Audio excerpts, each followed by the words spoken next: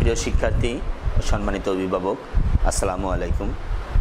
আমি মোহাম্মদ আবু রাসেল, সহকারী শিক্ষক রূপদে ওয়েলফেয়ার একাডেমি, সদর যশোর। প্রিয় শিক্ষার্থী, তোমরা দীর্ঘদিন থেকে লেখাপড়ার বাইরে, সারা বিশ্ব এখন করোনা আক্রান্ত। আমাদের এই ছোট্ট দেশ বাংলাদেশ, আমরাও এ থেকে মুক্ত নই, যার কারণে প্রায় 4 মাস তোমরা লেখাপড়ার বাইরে আছো। লেখাপড়ার বাইরে পুরোপুরি কথাটা ঠিক নয়।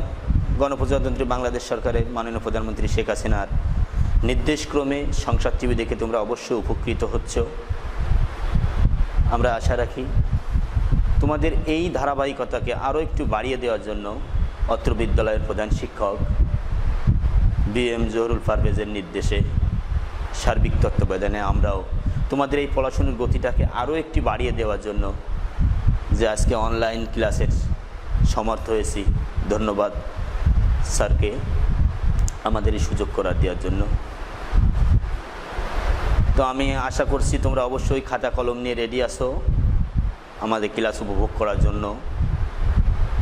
প্রিয় শিক্ষার্থী, আমরা আর কথা না বাড়িয়ে আমরা এখন আলোচনায় চলে যাব।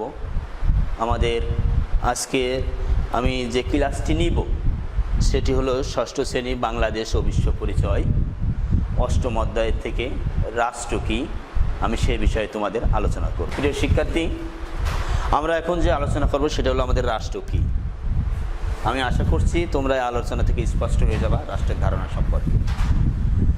মানুষের জন্ম অনেক আগে হলেও প্রাচীন পৃথিবীতে রাষ্ট্রের কোনো অস্তিত্ব ছিল না কোনো নাগরিকের ধারণা। মানুষের জন্ম 5-6 হাজার বছর আগে হলেও রাষ্ট্রের কোনো অস্তিত্ব ছিল না। অনেক আগে নদীবন্দর ও সমুদ্রের তীরে কিছু নগর রাষ্ট্র গড়ে ওঠে। সেই প্রাচীনকালের নগর রাষ্ট্রকে কেন্দ্র করেই আজকের এই নগর রাষ্ট্রর ধারণার উদ্ভব হয়েছে। সেই ধারণা থেকে আজকের সময়ের আবর্তনে, কালের বিবর্তনে আমরা এই পর্যন্ত এসে পৌঁছেছি। প্রিয় শিক্ষার্থী, বর্তমান বিশ্বে প্রায় 700 কোটি লোক। এই বিশাল জনগোষ্ঠী কোনো না কোনো রাষ্ট্রের অধিবাসী, কোনো না কোনো দেশের নাগরিক। প্রিয় শিক্ষার্থী, আমরা এখন জানব রাষ্ট্র কী।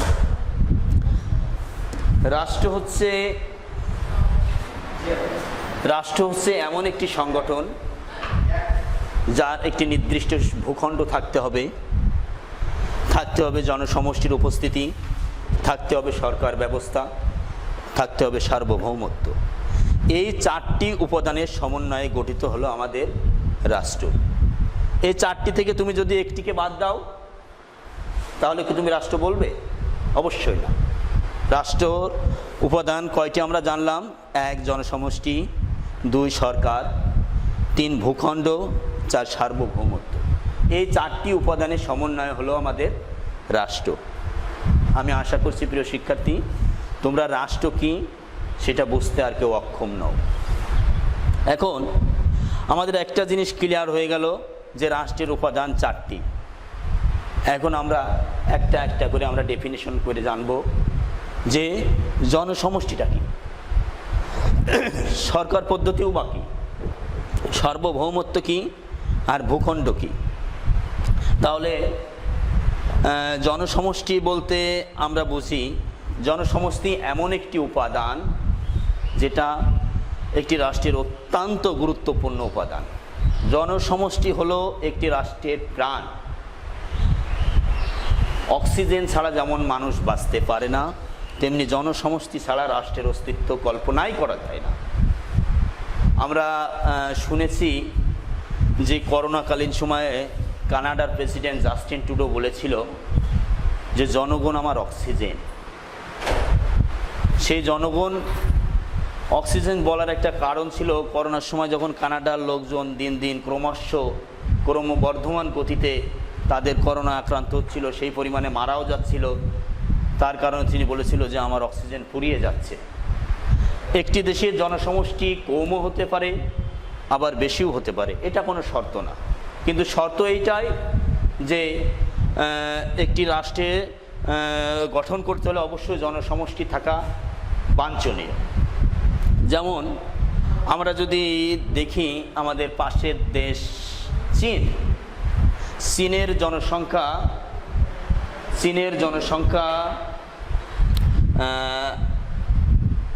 120 কোটি 137 কোটি 20 লক্ষের মতো।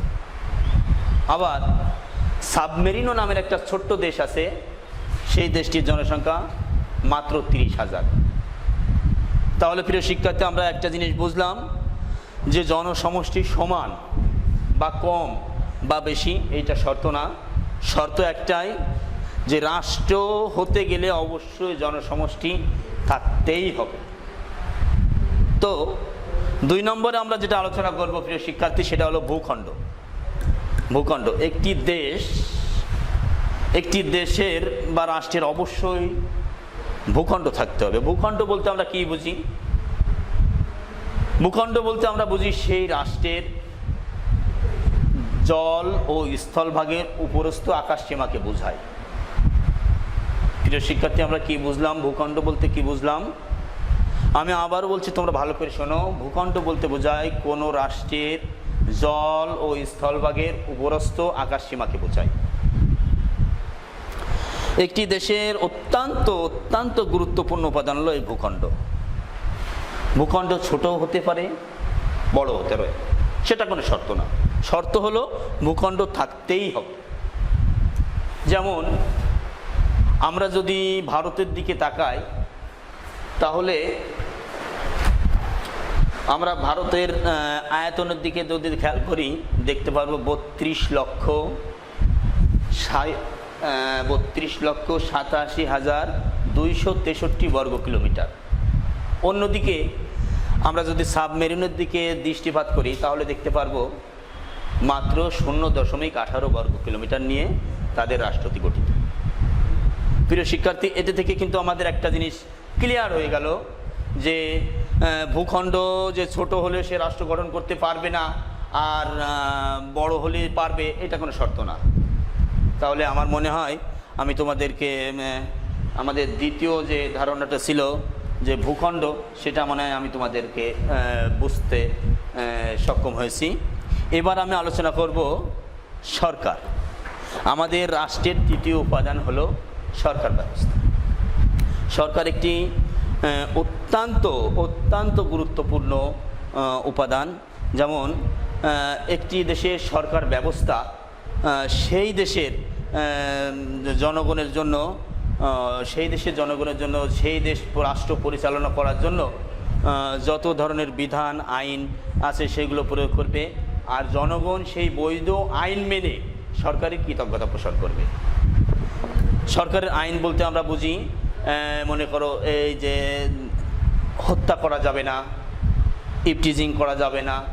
বর্তমান করোনাকালীন সময় আমরা দেখছি বিভিন্ন আইন, যেমন মাস্ক ছাড়া বাইরে যাওয়া যাবে না, তারপর লকডাউন এলাকায় চলাচল নিষিদ্ধ, ইত্যাদি আইন। আর এই যে সরকারের আইন মানতে সাধারণ জনগণ বাধ্য। হ্যাঁ, অবশ্যই সেটা বৈধ আইন হতে হবে। সরকারের আইন সাধারণ জনগণ মানতে বাধ্য থাকবে এবং এই আইন মেনে সরকারের কৃতজ্ঞতা পোষণ করবে। এই হলো আমাদের সরকার পদ্ধতি। আর এবার আমার মনে হয় সরকার কি, তোমরা এটা বুঝতে পেরেছো। এবার আমার চতুর্থ যে উপাদান, সেটা হলো সার্বভৌমত্ব। সার্বভৌমত্ব একটা গুরুত্বপূর্ণ উপাদান। এই যে সার্বভৌমত্ব, এটা হলো একটি রাষ্ট্রের চরম ও চূড়ান্ত সিদ্ধান্ত। এই সার্বভৌমত্ব ব্যক্তি প্রতিষ্ঠানের ঊর্ধ্বে অবস্থান করে। এই সার্বভৌমত্বের কারণে একটি দেশের জনগণকে আইন মানাতে বাধ্য করে। আর এই সার্বভৌমত্বর কারণে বহির্দেশের কোনো নিয়ন্ত্রণ থেকে মুক্ত থাকে। প্রিয় শিক্ষার্থী, আমি আরও একটি ক্লিয়ার করে দিচ্ছি, তোমরা অবশ্যই জেনে থাকবে, আমরা 1971 সালে পাকিস্তান নামক দেশটি থেকে আমরা স্বাধীন হয়েছি। 30 লক্ষ শহীদের রক্তের বিনিময়ে, অনেক মা বোনের ত্যাগের বিনিময়ে আমরা প্রায় দীর্ঘ 10 মাস যুদ্ধ করে আমরা এই স্বাধীন সার্বভৌমত্ব অর্জন করেছিলাম। তোমরা জানো, সেটা একদম আমাদের ইতিহাসের মহানায়ক বঙ্গবন্ধু শেখ মুজিবুরের নেতৃত্বে আমরা এই স্বাধীনতা পেয়েছিলাম, যার কারণে আমরা কিন্তু বিশ্ব মানচিত্রে আমাদের লাল সবুজের পতাকাটা স্থান করতে পেরেছি। এই হলো আমাদের সার্বভৌমত্ব। তাহলে সার্বভৌমত্ব কি? সার্বভৌমত্ব অর্জন করতে হলে একটি দেশকে অবশ্যই স্বাধীনতা অর্জন করতে হবে। আমরা পাকিস্তান রাষ্ট্র থেকে 1971 সালে 16ই ডিসেম্বরে স্বাধীনতা অর্জন করেছি। এই ছিল আমাদের সার্বভৌমত্ব। আমার মনে হয় প্রিয় শিক্ষার্থী, আমরা তোমাদের বুঝতে পেরেছি রাষ্ট্র কি, রাষ্ট্রের উপাদান 4টি। আমি আবারও বলছি, 1 নম্বর জনসমষ্টি, 2 ভূখণ্ড, 3 সরকার এবং 4 সার্বভৌমত্ব। এই 4টির একটি যদি বাদ চলে যায় তাহলে কিন্তু তোমরা কি রাষ্ট্র বলে স্বীকার করবা? অবশ্যই করবা না। একটি রাষ্ট্র হতে গেলে এই 4টি উপাদান অবশ্যই বিদ্যমান থাকতে হবে।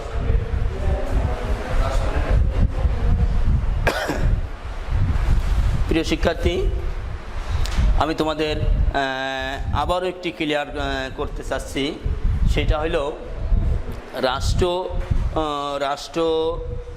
রাষ্ট্রের যে উপাদানগুলো আমাদের পরিষ্কার হয়েছে, এবং রাষ্ট্র কি সেটাও পরিষ্কার হয়েছে, সরকার কি সেইটাও পরিষ্কার, সার্বভৌমত্ব, ভূখণ্ড আমার মনে হয় তোমরা বুঝতে সক্ষম হয়েছো।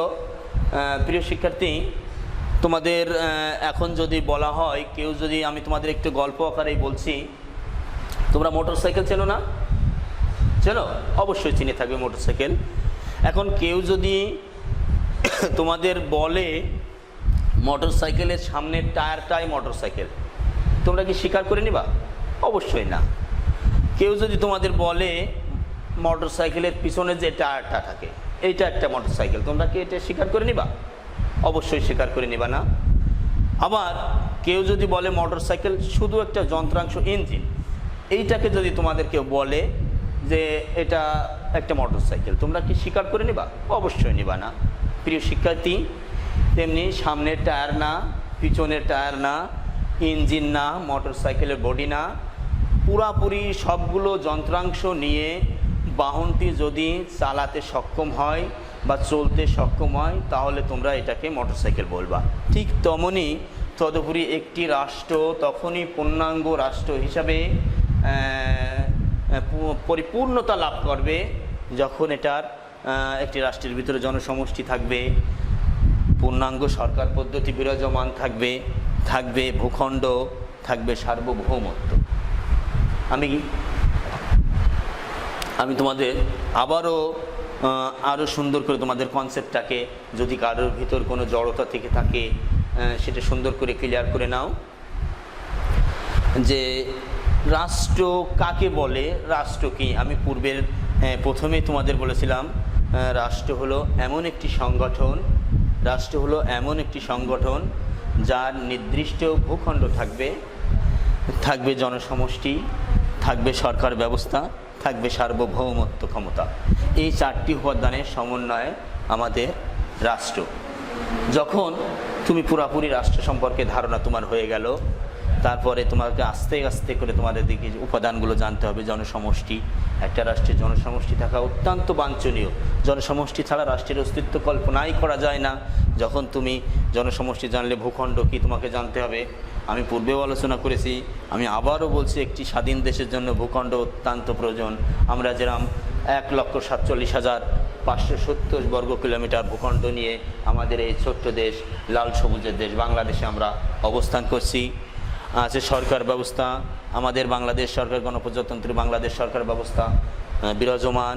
আমরা স্বাধীন দেশে বসবাস করি, সরকারের আইন মেনে আমরা সরকারের প্রতি কৃতজ্ঞতা পোষণ করি। থাকবে সার্বভৌমত্ব ক্ষমতা, আমাদের সেটা বিদ্যমান আছে। যেমন আমাদের বাংলাদেশ অন্যান্য দেশের চাপ থেকে আমরা মুক্ত, আমাদের দেশের আইন আমাদের সরকার প্রণয়ন করে, আমরা সেই আইন মেনে থাকি। আমাদের পাশের দেশ ভারত বলো, মায়ানমার বলো, চীন বলো, আমরা সেই দেশের সরকারের আইন মানতে বাধ্য নই। তার মানে এটা বোঝা গেল আমরা বাংলাদেশ হিসেবে আমরা স্বাধীন সার্বভৌমত্ব রাখতে বসবাস করি। প্রিয় শিক্ষার্থী, আমাদের আজকের আলোচনার বিষয় ছিল রাষ্ট্র কী ও রাষ্ট্রের উপাদান সম্পর্কে। আমি আশা করছি তোমরা সুন্দর একটা ধারণা পেয়ে গেছো। আমি এখন তোমাদের পরবর্তী যে কাজ, আমি জানি তোমরা বাড়ি পড়াশুনো করছো, হ্যাঁ তোমরা বাড়ি অবশ্যই পড়াশুনো করছো। সেই পড়াশুনো সাথে সাথে আমি তোমাদের আগামী ক্লাসের জন্য যে বাড়ির কাজটা দিব সেই বাড়ির কাজটা তোমরা এখন লিখে নেবে। তোমরা খাতা কলম রেডি করো, আমি তোমাদের বাড়ির কাজ দিয়ে দিচ্ছি। প্রিয় শিক্ষার্থী, তাহলে আমাদের বাড়ির কাজটা তোমরা অবশ্যই লিখে নাও। রাষ্ট্র কি? রাষ্ট্রের উপাদানগুলোর বর্ণনা দাও। বাংলাদেশ কেন একটি রাষ্ট্র তা ব্যাখ্যা করো। প্রিয় শিক্ষার্থী, আমার শেষের আলোচনায় আমি কিন্তু বলে গেছি বাংলাদেশ একটি স্বাধীন সার্বভৌম রাষ্ট্র। সেটা তোমরা তোমাদের মতো করে, আমার বোঝানোর আলোকে তোমাদের পাঠ্য বই আছে, সেইখান থেকে তোমরা পরিপূর্ণ একটা কনসেপ্ট আমি ধারণা করছি তোমাদের হয়েছে, সেইখান থেকে তোমরা একটা নিজেদের মতো করে একটা নোট করবা। এই ছিল প্রিয় শিক্ষার্থী আমাদের আজকের আলোচনা। তোমরা যেহেতু বাসায় আসো, নিয়মিত সংসার টিভি দেখবে এবং সেটা নোট করবা, তোমাদের রুটিন ফলো করবা এবং আমরা যে অনলাইন ক্লাস চালু করছি আমাদের শ্রদ্ধেয় স্যারের ব্যবস্থাপনায়, সেই ক্লাসগুলো তোমরা অবশ্যই দেখবা। আমাদের সেইখানে অনেক স্যার ম্যাডামরা ক্লাস নিচ্ছে, সেই ক্লাসগুলো তোমরা দেখবা, সেই ক্লাসগুলো তোমরা ফলো করবা, তোমরা অবশ্যই উপকৃত হবে।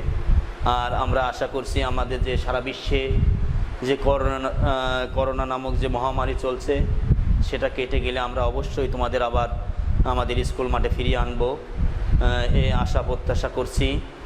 তোমরা যতদিন না আমাদের স্কুল স্বাভাবিক পর্যায়ে না আসে তোমরা বাসায় পড়াশুনো করবা, ক্লাসগুলো দেখবা, আর সবাই ঘরে থাকবা, সুস্থ থাকবা, বিনা প্রয়োজনে কেউ বাইরে যাবা না।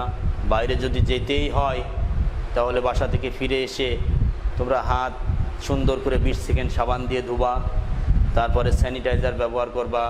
বাইরে বেরোলে অবশ্যই মাস্ক ব্যবহার করবা। বাইরে থেকে যখন ভিতরে ফিরবা তোমাদের কাপড় চোপড়গুলো বাইরে রেখে এসে সাবান গরম পানি ডিটারজেন্ট দিয়ে ধুয়ে নেবা। তোমরা ঘরে থাকো, সুস্থ থাকো, এই প্রত্যাশা রেখে আমি আমার আজকের ক্লাস থেকে বিদায় নিচ্ছি। আসসালামু আলাইকুম।